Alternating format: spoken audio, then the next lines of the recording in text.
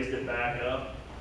The adverse side effect I saw was tussocks, several good-sized tussocks popping up around the Orange Creek, the mouth of Orange Creek, and floating around and potentially blocking navigation, major navigation blockages. And that's when I started talking to FWC about possibly getting a cookie cutter out there to cut that stuff up, to chop it up, take it out of the system. And then the whole issue of the dredge and fill permit came up, and then the tussocks seemed to basically settle in, take root, and now one of them's got a bird rookery on it right outside the mouth of the Orange Creek boat ramp. So we didn't do anything, and it worked out okay. But I would not, in my experience, to lower the water that early again, just because I think you have it down for that long, you increase the potential of having more of those tussocks pop up and causing problems. Yes, sir. I want to ask a question that whether it's related to the drawdown or not, I'm not sure, but following Hurricane Irma and tropical storms, we had really high water, really turbid water, and we've lost most of the eelgrass, the Ballast area in the lower St. Johns River. So manatees seek a warm water source, but they also need food.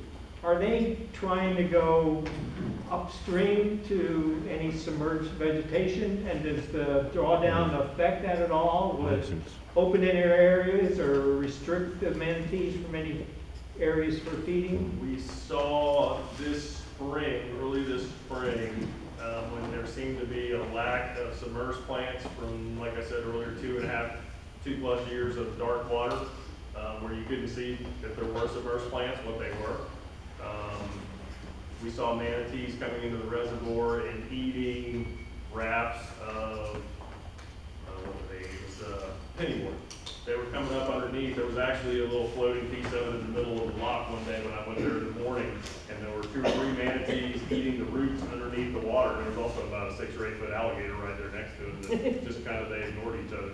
And the manatees were sitting there pulling on the bottom of the pennywort from underwater and eating it. And I've had fishing guides out there telling me they saw a lot of that this spring, where it seemed to be a lack of food and a lack of sunlight getting to the submerged plants, where they were coming into the reservoir and eating a lot of the floating plants, the pennywort, and other things that were out there. Now, I used to manage a spring on the Swanee River earlier in my career in the mid-90s, Fanning Springs, and I used to, part of my job, they told me go swim with the manatees, take pictures. And I'm like, okay, so I did, and I would be underwater in the first magnitude spring, Fanning Springs on the Swanee River, and right at the boil, and there's eelgrass here, and there's hydrilla here, and every manatee I ever watched ate hydrilla every time. Yeah. Yes, sir. Thank you first for your knowledge and passion for all this and all your years. Can you speak to the hydrology of the river, the Rodman dams on one end, and what's happening all on the other end? And I know there's a lot of springs. What proportion of springs related to rainwater and loading this? And last and most important, I was curious on acreage. Do you do studies on, if it's 18 feet high, how much is flooded in acreage to 11 feet high?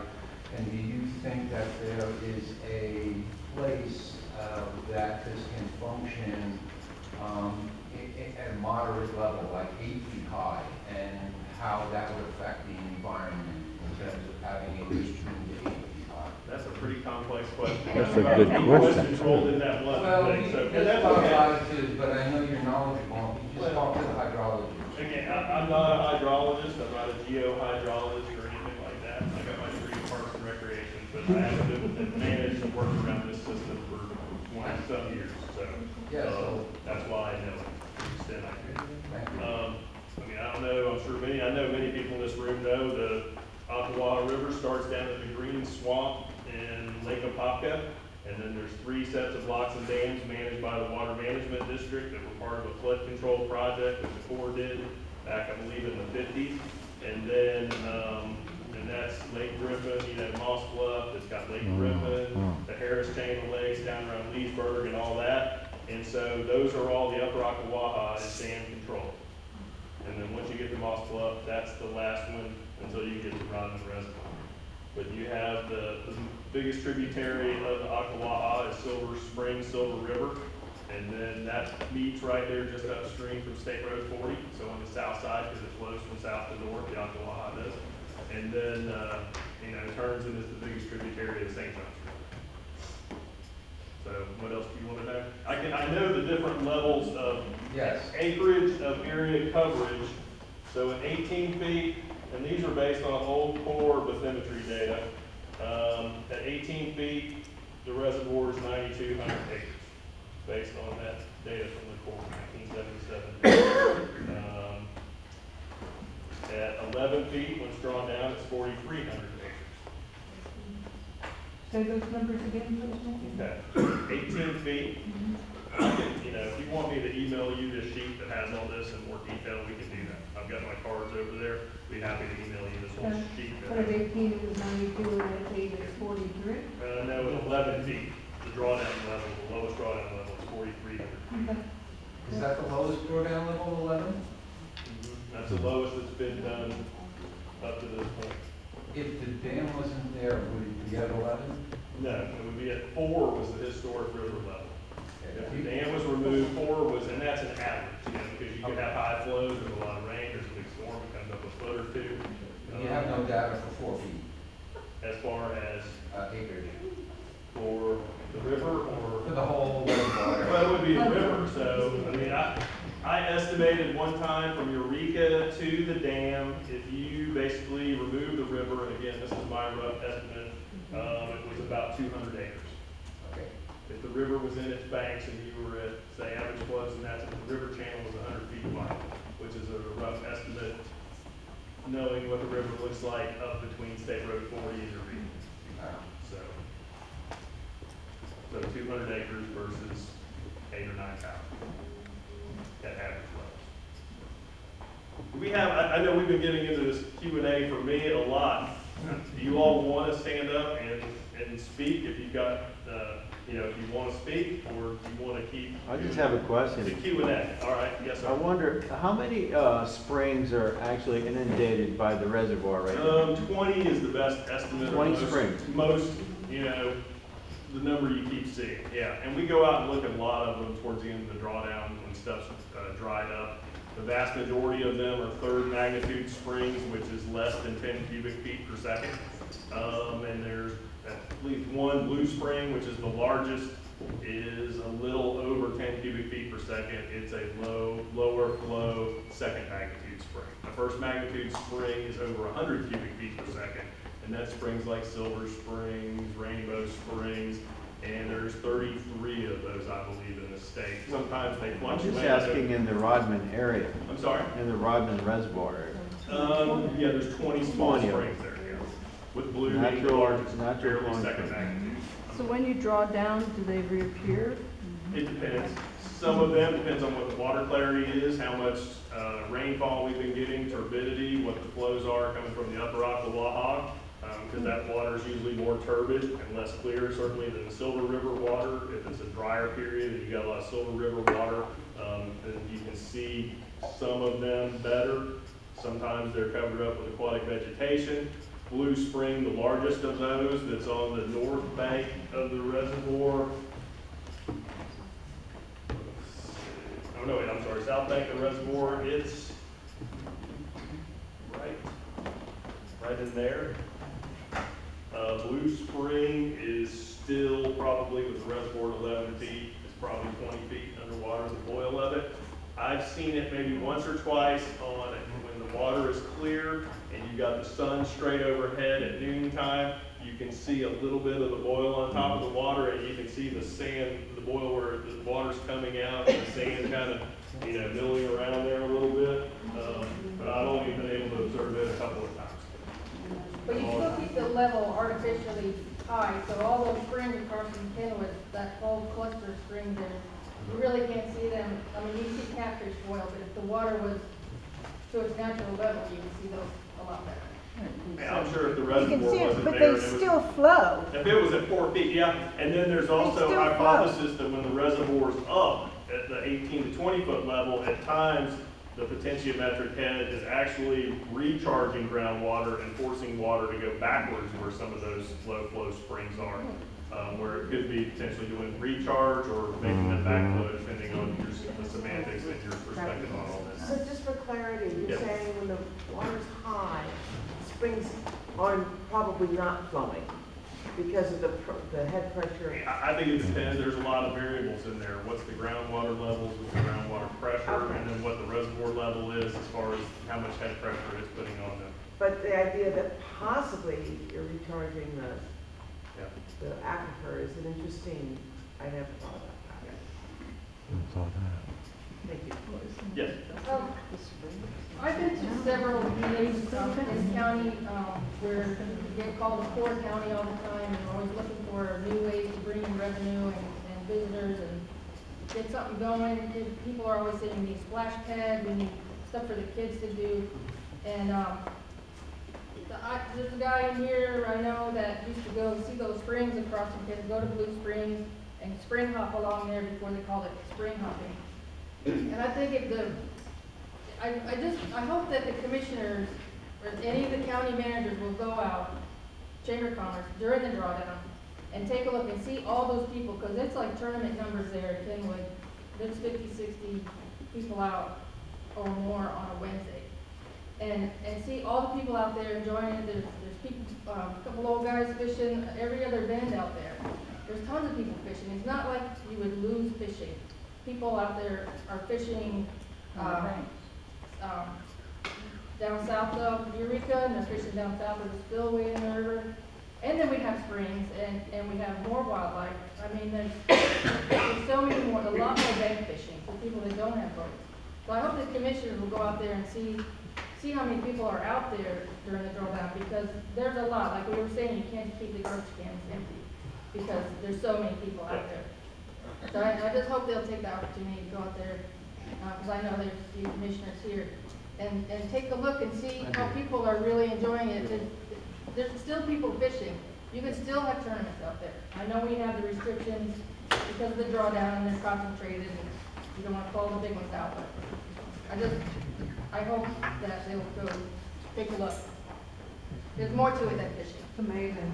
Yes, ma'am. Just to build on what Karen just mentioned, a few years ago, several conservation groups in Florida went together to fund a study done by the University of Florida to see what the economic impact would be if they did restore the Ocklawaha River. And it was more than twice the positive impact, economic impact with the river restored from fishing and use of the banks that would be there that aren't there now. And so, again, that would be a very viable point. You mentioned earlier that one of the legislators said, you know, nothing shall be done until we have an economic study. Well, there is now an economic study. That one didn't look at an extended drawdown versus. Well, that would be very extended. Yeah. That'd be permanently extended. Yeah. So I wanted to focus on two things. One thing I'm hearing in this room, I think we need to think about is there's a lot more that we agree on related to the drawdown or whether we're talking restoration. I think everybody in this room would say they want the water quality to improve. I think everybody in this room would say they want reduced use of herbicides, right? That everybody in this room, I think, would say we want less invasive aquatic plants, am I right? I think everybody in this room would say they want better fishing, right? Right. I think everybody in this room would say they want a better economy, okay? So if we could focus, and I'm so glad you're doing this drawdown. Thank you for doing that. I'm glad you're doing that at the lower level. But I would hope that the dialogue starts to go more towards what we agree on, because I'm from Marion County. I've worked in Palatka. I love these communities, and we're selling ourselves short, I think, by not coming together and doing something together that's positive. When you describe what happens during the drawdown, Mickey, you were almost effervescent talking about the more fish, the better birds, and all those things. And it hurts to hear that people, well, they don't want to do. I would advocate for an extended drawdown, and I know that's not going to happen. But I do think part of the fear of doing partial restoration is the fear of what that would look like. An extended drawdown would help the health of the river immensely. And there's, I won't go through them, but the Springs Institute provided me with 12 bullet lists of what that would do, ecologically, but also economically. So I think taking a 20-year study of what the regime should be, I don't think that's a good answer. I think we need to revisit that.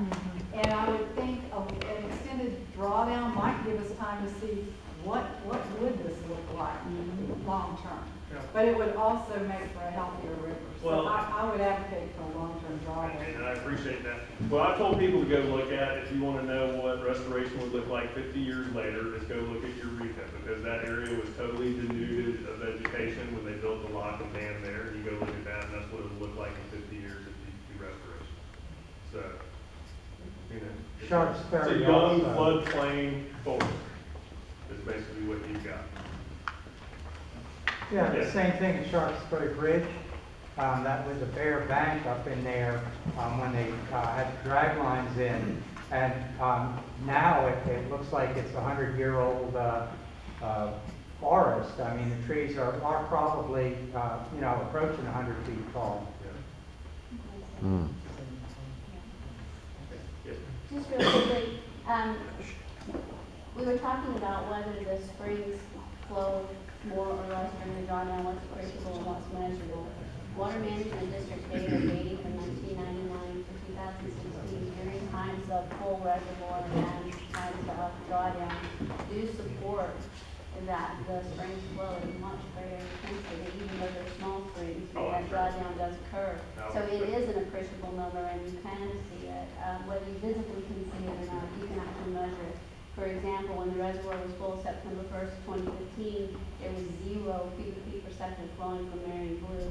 And December 11th, 2015, when the reservoir drawdown was in its initial stages, it was 6.1 cubic feet. And then in February, it was 5.5 feet. So it almost was half of its flow prior to restoration.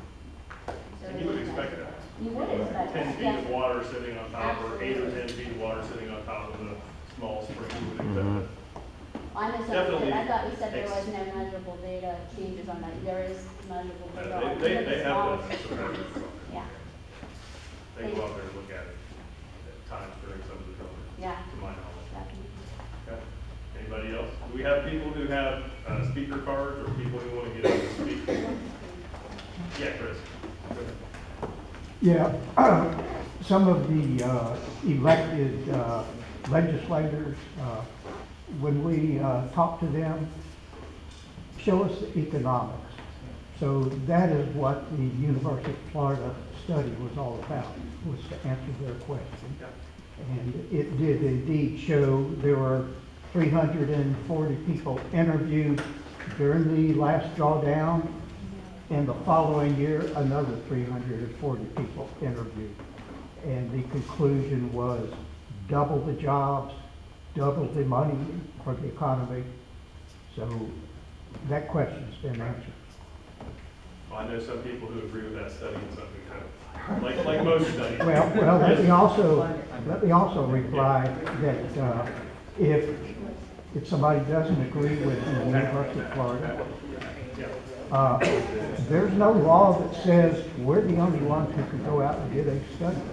If they think that they can go out and spend another $30,000 and hire somebody with better credentials than the University of Florida economic professors, no law is stopping them. Right, yeah, we've provided them a great deal of the data that went into that study, as far as visitation numbers from numerous locations along with Marion County Parks and Recreation, and their traffic county. Yes, sir. And the previous study, this is right, Chris, was 40 years old. I think. Yeah, there was question, one of the comments, actually it was a comment in a newspaper article from Jim Coulard, the Parks Director of Marion County, and said, well, a study hasn't, economic study had been done in a long time. That was also a part of the reason to get an economic study done. Now, are we going to wait and let it become another ancient study? I said, that decision's way above my pay grade. But, yes, sir. No, I'm just gonna comment that people in favor of removing the dam and bringing up economic studies, the economic studies of ecotourism is not gonna pass the eye test of the people that are currently using it. There's a kayak ramp between 19 and the river, that kayak ramp right there. It might have 3 or 4 people on a weekend. At the dam, there's probably 50, 60 families per day, low-income families, that are using those facilities every weekend. That's not gonna leave. No, There's stay. nothing to Okay, say hold that's on, gonna hold go on. away. If we restore the dam, that will leave, No, because that will not be in no. the channel anymore. No, The sir. channel's 200 yards to the The south. channel that's gonna be broken is going to be next to the dam. But, Okay, it's gonna connect okay, the okay, but historic those, channel. that will no longer be a viable fishing location. It will, it's like water from the bank. Because the fishing quality will not be there. They're there because of the dam. Because they'll be able to migrate into the river, which is the point. They can migrate into the river where they're supposed to be. They won't, the fishing quality won't be there. Hey, everybody, I'm sorry, and again, you all can always have this discussion outside. I don't think there's a whole lot of questions